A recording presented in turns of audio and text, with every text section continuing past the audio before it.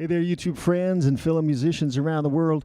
Today we're going to talk about improvisation versus playing it like the record, and we're going to tackle the subject from a couple of different angles. For starters, let's ask the question, when should we improvise? And there's a pretty simple answer for that. We're going to improvise when we're asked to play a song that we're not familiar with. We'll get the structure of the song, we'll get the chords, and we'll use our musical ability and knowledge to make that song work and make it sound good. Now, 95% of the playing that I've done in my lifetime, doing the probably thousands of gigs that I've done, I'm playing it like the record. If I'm playing Don't Stop Believing, iconic bass line, you got to play it like the record. Because if you don't, it's just going to sound like you're butchering the song and you don't know what you're doing. Now, if I'm playing a song that's more chordal in nature, like Margaritaville, I'm going to take liberties with it. Because nobody's going to know the difference whether I'm playing the bass line exactly like the record or if I'm just improvising and having fun. Same thing with the song that has more of a groove to it, like Pride and Joy.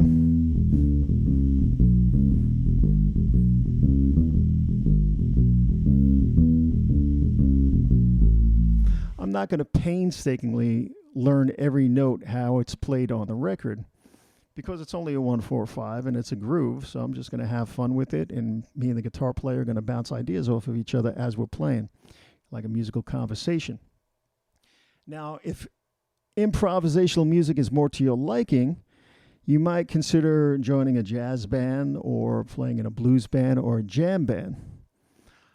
But if you look at it from a business point of view, which some of us have to do, you're less likely to make the money in that type of band than you would playing popular music. The popular music, that's where the money is, especially if you play it really note for note like the record, like tribute bands do.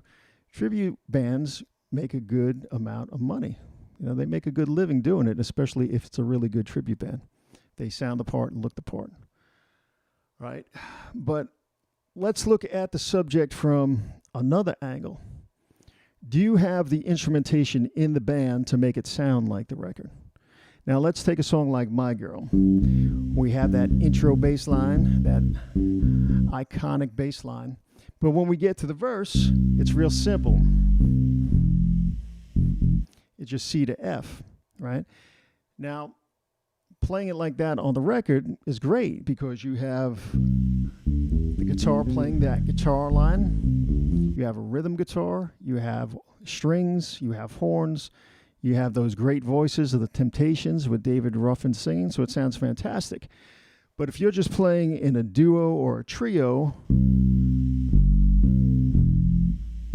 playing it like the record might not cut it. Now, in a circumstance like that, I'll improvise. And just have fun with it and fill it out.